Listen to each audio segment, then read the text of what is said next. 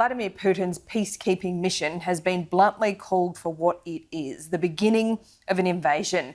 And the West has finally reacted. The US President Joe Biden has imposed sanctions on banks and billionaires and cut off the Russian government from international financial markets. Europe has moved to do the same and target Russian banks. Overnight, Germany halted the Nord Stream 2 gas pipeline from Russia. And so far, there has not been any move towards retaliatory military action. Sky News Washington correspondent Annalise Nielsen joins us live. These new sanctions don't seem like they're going to halt Putin's plans, do they?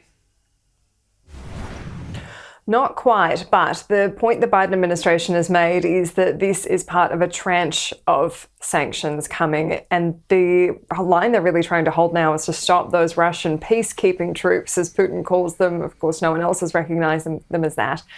Just from going beyond those two disputed regions along the border there, that's the main concern now. And it does seem like, especially when you consider the original remarks of Biden around a minor incursion of Ukraine, that this was the line they were happy to lose, because that does seem to be the longer-term strategy.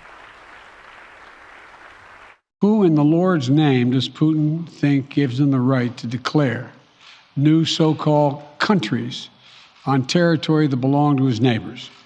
This is a flagrant violation of international law and demands a firm response from the international community.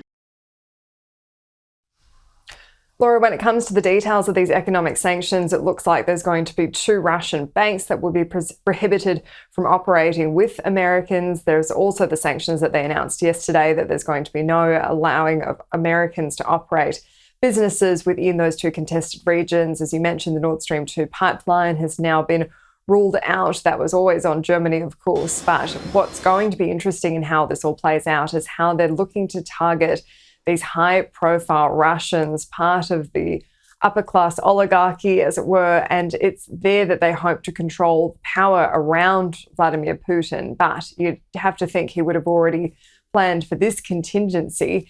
The other question is, what are the ramifications going to be for the United States? The concern is that gas prices could go up. They're already well above what they were a year ago because of high inflation in the United States. And there was a summit just on cost of living after the president made his statement on Ukraine. And it's there he made a joke to the governor of California that he doesn't seem to think that the Russian economy will have too much of an impact compared to the size of the American economy. Your economy in California is bigger than about the size of Russia's. For real. No. Twice the size, Mr. President. Yeah, 5th largest economy in the world. So,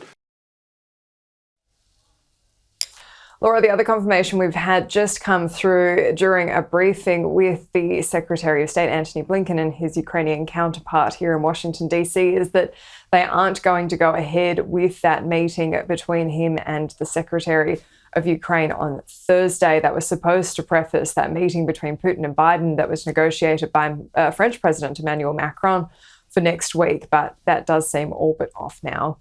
It certainly does. Annalise, thank you.